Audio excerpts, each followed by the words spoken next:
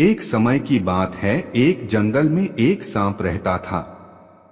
सांप जंगल के छोटे मोटे जानवरों जैसे चूहा, मेंढक, छिपकली, गिलहरी, पक्षियों के अंडों को खाकर बहुत बड़ा और मोटा हो गया था। सांप के विशाल आकार के कारण जंगल के बड़े बड़े जानवर भी उसके पास आने से डरते थे। जंगल के छोटे छोटे जानवरों ने सांप की शिकायत हाथी और शेर से भी की, किंतु शेर और हाथी भी उस विशाल सांप का कुछ नहीं कर सके, क्योंकि जब भी वह सांप को समझाने जाते तो सांप अपना विशाल फन लेकर उनके सामने खड़ा हो जाता था। सांप कहीं उसे काट ना ले, इसी डर से जंगल का कोई जानवर उसके नजदीक नहीं चाहता था। धीरे धीरे सांप को यह घमंड हो गया कि जंगल का कोई भी जीव उसका सामना नहीं कर सकता।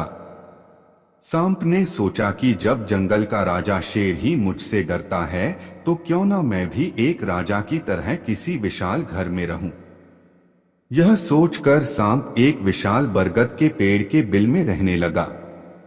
सांप के आने से डर के कारण बरगद में रहने वाले सभी जीव जंतु और पक्षी उस पेड़ को छोड़कर चले गए। बरगद के पेड़ के पास ही चींटियों की बाम्बी थी। सांप जब भी कहीं जाता तो उसे रास्ते में चींटियां मिल जाती थी।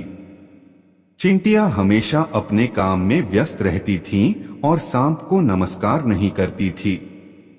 चींटियों का यह व्यवहार सांप को पसंद नहीं आया। एक दिन वह चींटियों की रानी से बोला, तुम अपनी सेना को समझा देना कि मैं जब भी यहाँ से गुजरता हूँ तो मुझे सर झुकाकर नमस्कार करे, नहीं तो मैं सभी को मार दूंगा। सांप की बात चींटियों की रानी को बिल्कुल भी पसंद नहीं आई और उसने सांप की बात मानने से इनकार कर दिया। सांप ने गुस्से में आकर अपनी पूंछ से चींटियों की बाम्बी पर प्रहार कर दिया, जिससे उनके घर को काफी नुकसान पहुंचा। सांप के इस व्यवहार से सभी चींटियां बहुत अधिक क्रोधित हो गई और उन्होंने एक साथ मिलकर सांप पर हमला कर दिया। चींटियों के काटने से सांप की बहुत बुरी हालत हो गई। धीरे धीरे चींटियों की संख्या बढ़ती जा रही थी और सांप अपने आप को असहाय महसूस करने लगा। आखिरकार चींटियों के हमले से सांप की मौत हो गई और जंगल के जानवरों को उस खतरनाक सांप से मुक्ति मिल गई।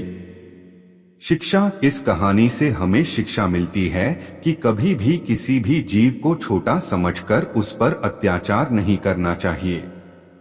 एकता में बहुत शक्ति होती है।